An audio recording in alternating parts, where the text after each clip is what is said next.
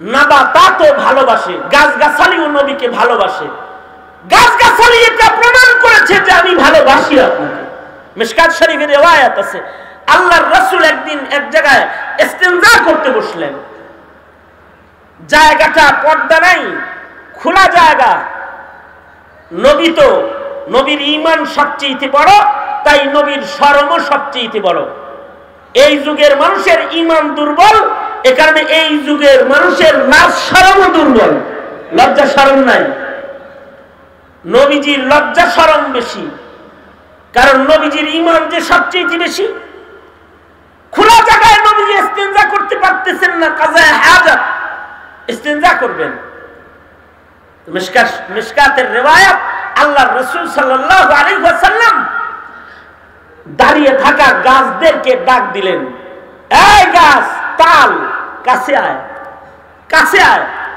গাছ যে রাসূলকে ভালোবাসে, ডাক দেওয়ার সাথে সাথে গাছ মাটি চিরে দৌড় দিল এবং নবীজির সামনে যেয়ে দাঁড়ায় গেল। শুধু নবীজির সামনে দাঁড়াইছে তা না, জালালউদ্দিন সুয়ুতী রাহমাতুল্লাহি আলাইহি লেখেন, গাছগুলো তার পাতা দিয়ে আল্লাহর রাসূলকে বাথরুম বানিয়ে দিয়েছে, আড়াল করে দিয়েছে ইস্তেনজা করার জন্য।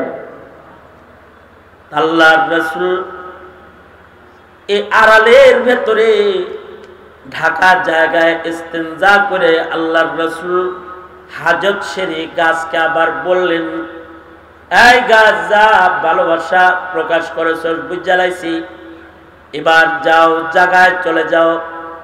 ইশারা করলে আবার গাছটা যে জায়গায় ছিল পেছনে ওই জায়গায় আবার চলে যায়।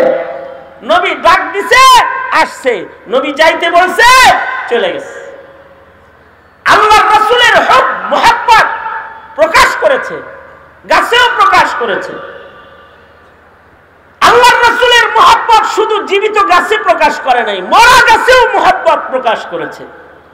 বুখারী সহকারে সকল হাদিসের কিতাবেই প্রায় আল্লাহর রাসূল সাল্লাল্লাহু আলাইহি ওয়াসাল্লামের জন্য কাষ্ঠখণ্ড, মরা গাছ, মসজিদে নববীর খুঁটির কান্নার কথা আছে। খুঁটি নবীর প্রেমে, নবীর মুহাব্বতে কান্দে। শেষ পর্যন্ত আল্লাহর রাসূল বাচ্চাকে আদর করে যেমন কান্না থামায়, গাছ বাধ্য হয়েছে। কিন্তু আমরা উম্মত হয়ে কতটুকু মুহাব্বত প্রকাশ করলাম? এই দেশের উলামায়ে কেরাম বারবার চিৎকার করতেছেন, নবীজির হক আদায় করো, খতমে নবুয়ত প্রতিষ্ঠা করো। মুসলমানের ঈমানি জিম্মাদারি নবীর ইজ্জত আজমতকে রক্ষা করা।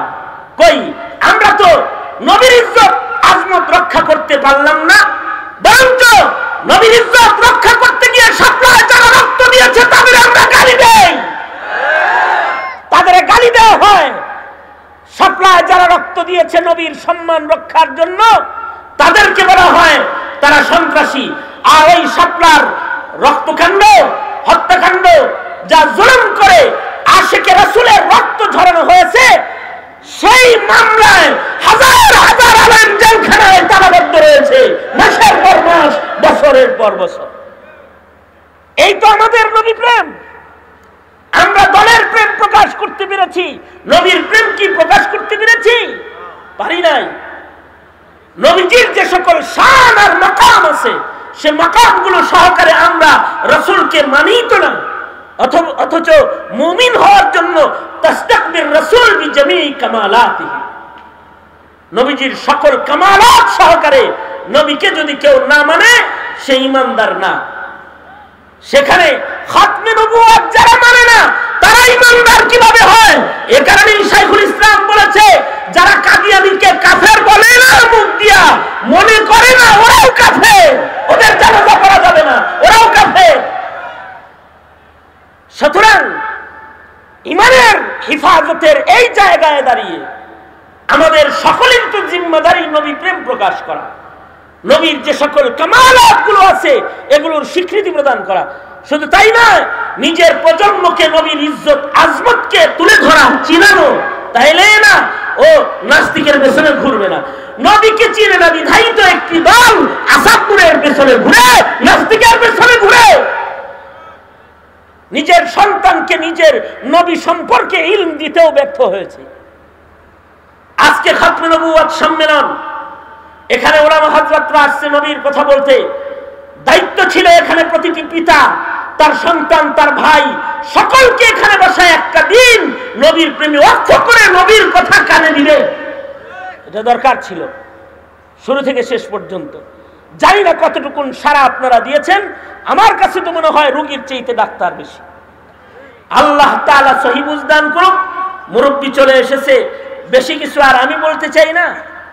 দু কথা যেটা বললাম, নবীকে চেনা দরকার, নবীর মুহাব্বত প্রকাশ করা দরকার, নবীরও হক আছে, এই হকগুলো আদায় করা দরকার। মৌকা দিলে তো কখনো আবার কোনো কথা হবে। আজ এ পর্যন্তই। আমার মুরব্বী খতিবে বাঙ্গাল আল্লামা জুনায়েদ আল হাবিব দামাত বারকাতুহুম এসে পড়েছেন। আমার আর কথা বলার কোনো রাইট নাই এখন, তাই আমি আমার মুখতাসার কথা এখানেই ইতি টানতেছি। আল্লাহ আমাদেরকে আমাদের নবীর হক আদায় করার তৌফিক দান করুক, নবীকে চিনার তৌফিক দান করুক, প্রজন্মকে নবী চিনানোর তৌফিক দান করুন। আমিন। ওয়া আখিরু দাওয়ানা আলহামদুলিল্লাহি রাব্বিল আলামিন। আসসালামু আলাইকুম ওয়া রাহমাতুল্লাহি ওয়া বারাকাতুহু।